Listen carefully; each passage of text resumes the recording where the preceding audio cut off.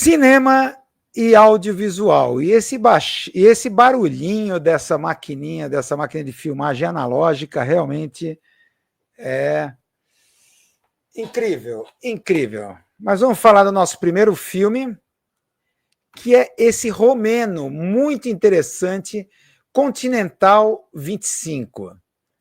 Olha, eu recomendo fortemente que vocês assistam a esse filme do Radu Jude, esse diretor romeno fantástico. O seu filme anterior, de 2023, Não Espere Muito do Fim do Mundo, nós já discutimos aqui no blog e também aqui na live, ele recupera alguns temas, principalmente esse tema da normalização. Ele vai pegar um outro aspecto da normalização. No filme anterior, que é esse daqui, Não Espere Muito do Fim do Mundo, que está lá na plataforma MUBI. Tá lá na plataforma MUBI. Aqui está o Radu Jude. No filme anterior, ele faz uma sátira cínica, tá, do apocalipse. Porque a gente está acostumado na visão hollywoodiana aquelas coisas espetaculares, né? A terra acabando, o céu caindo, visões apocalípticas, né? Apocalipse do São João Batista, né? Aquela coisa bíblica, tal, aquela coisa clichê já que se transformou, tá? Mas ele vê que, na verdade, o apocalipse da verdade, a gente já está passando por um processo apocalipse, só que a gente não percebe isso graças à nossa capacidade da gente normalizar e racionalizar situações absurdas que a gente vive no cotidiano. Uma delas é a precarização do nosso trabalho, da nossa profissão, que é aquilo que nos faz, o trabalho é o que nos faz esse mundo. Se aquilo que nos faz nesse mundo, que nos transforma interiormente, o nosso trabalho está sendo precarizado, então isso é um problema. Então esse filme eu recomendo também. Não Espere Muito do Fim do Mundo, está lá na plataforma MUBI, esse filme, tá? Aqui nesse filme, por que Continental 25? Ele se inspira nesse filme do Roberto Rossellini, Europa 51, com a grande Ingrid Bergman, que é de 1951, tá? Que é um filme que teve influência fundamental na formação cinematográfica do Rudy Jude, do diretor. Então, nesse filme em particular, a Ingrid Bergman ela interpreta uma pessoa que é rica, e uma esposa rica e insensível de um burguês, de um industrial. E após uma tragédia pessoal, ela tenta se humanizar, ela tenta uma mudança humanitária nela própria. O filme Continental 25, ele retoma esse tema de uma tentativa de uma pessoa se humanizar diante de uma tragédia pessoal, tá?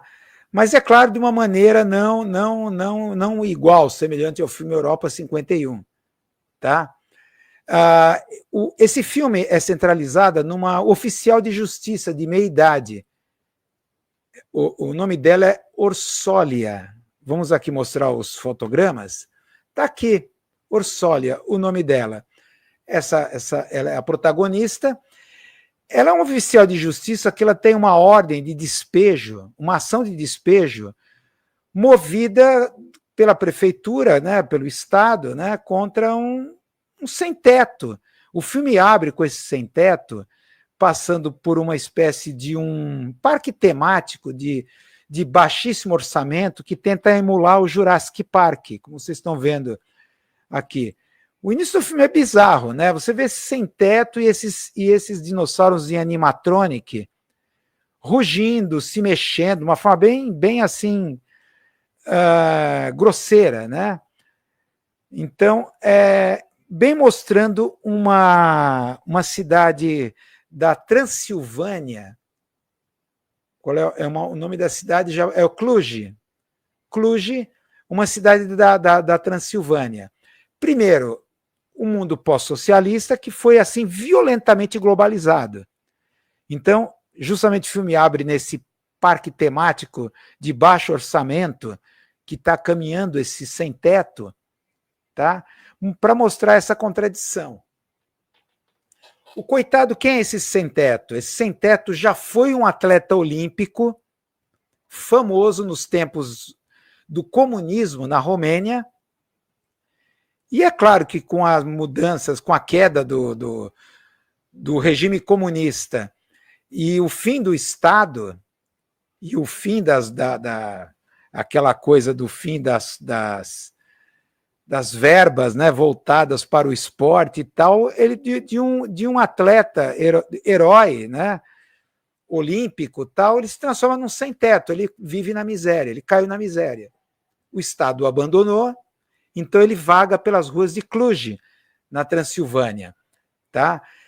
E ele está se escondendo, ele ocupou um porão, ele vive lá, tal. E essa oficial de justiça, ela tem a ordem de despejo, você tem que sair daqui. Por quê? Porque uma construtora incorporadora chamada Continental, justamente dá nome ao filme, vai desapropriar todo aquele quarteirão para transformar mais um condomínio de classe média alta em ascensão, da qual ela também faz parte, que a gente percebe que ela mora num condomínio de casas, de sobrados de classe média, tá?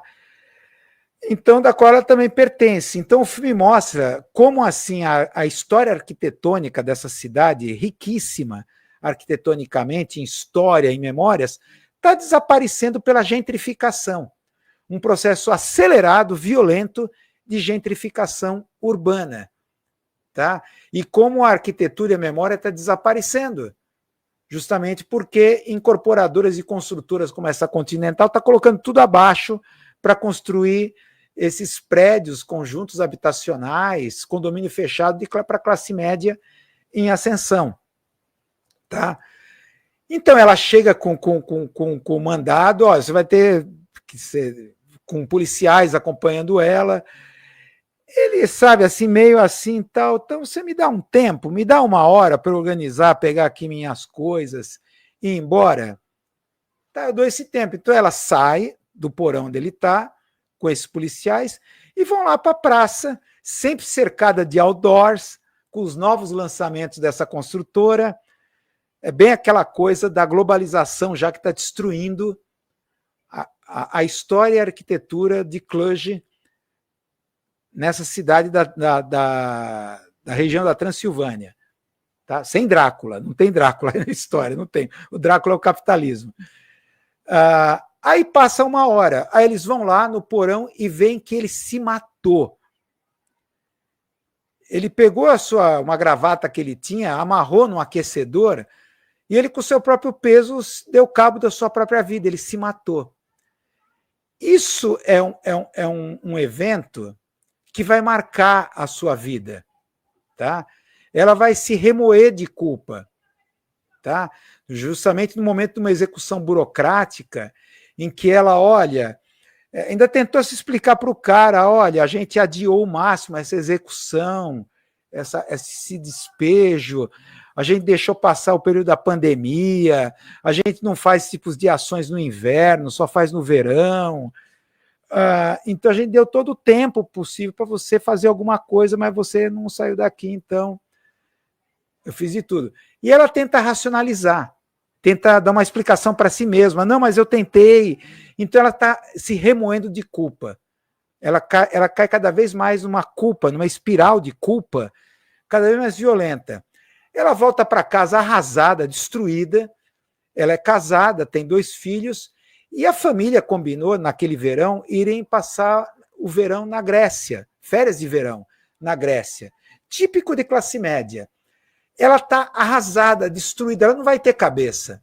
Então ela pede para a família ir. Ela inventa que tem muito trabalho, tal, lá na prefeitura, então ela não pode ir para essas férias. Então vai o marido e os filhos vão para essa viagem de verão para a Grécia. Ela fica sozinha em casa se remoendo de culpa. Então o filme é a trajetória dela, ela conversando com várias pessoas, primeiro seus amigos do trabalho, tal. Não, você apenas estava cumprindo o seu dever, você deu todas as chances possíveis para esse cara. O que o filme, qual é a questão do filme? O filme quer explorar esse impasse entre a lei e a moral.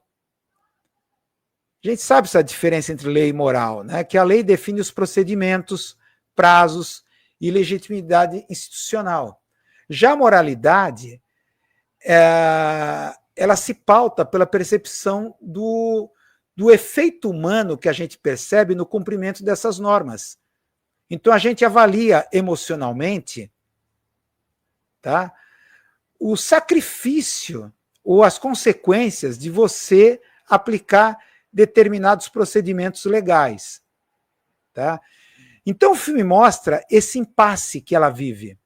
E cada vez mais nessa situação específica que está passando aí a Romênia, esse filme é produção desse ano, então é uma coisa muito atual, como cada vez mais esse processo de gentrificação urbana, que está aumentando cada vez mais o abismo social ali na Romênia, tudo feito dentro dela pela lei, pela justiça.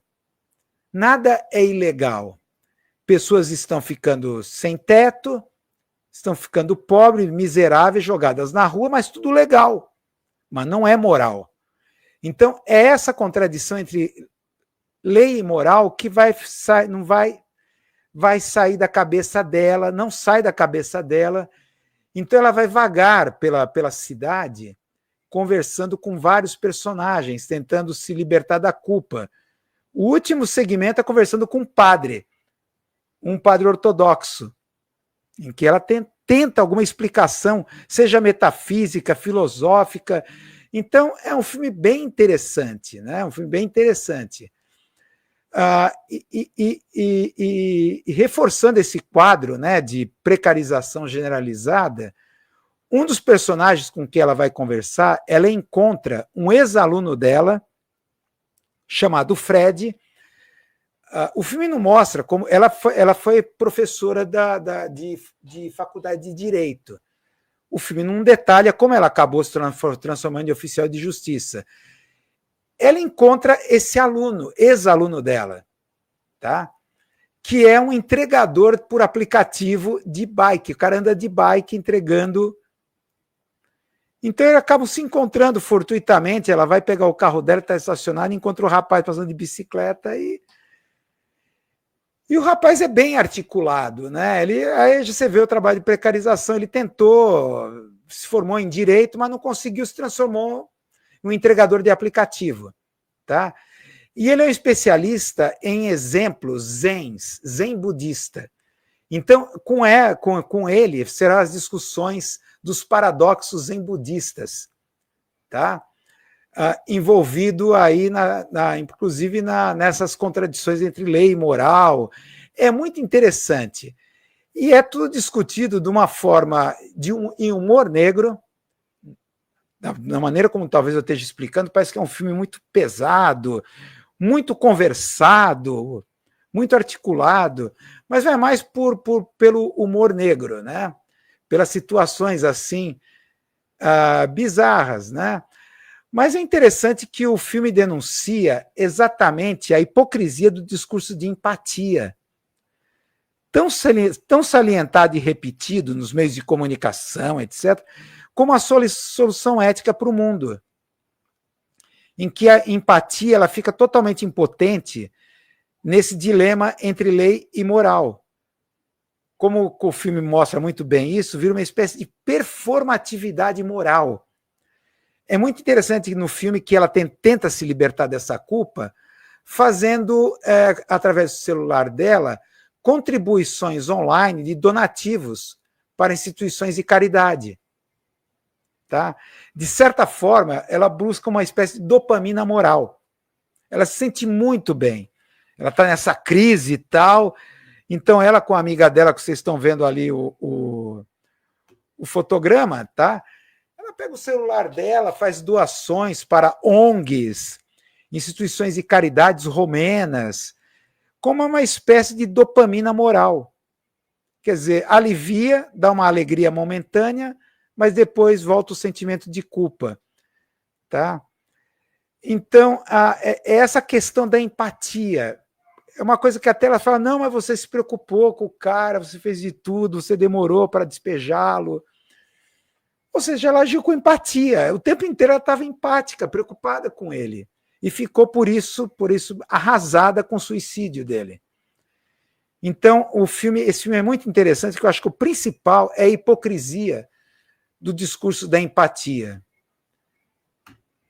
Como ser empático num sistema que está produzindo o quê? A gentrificação, a desigualdade,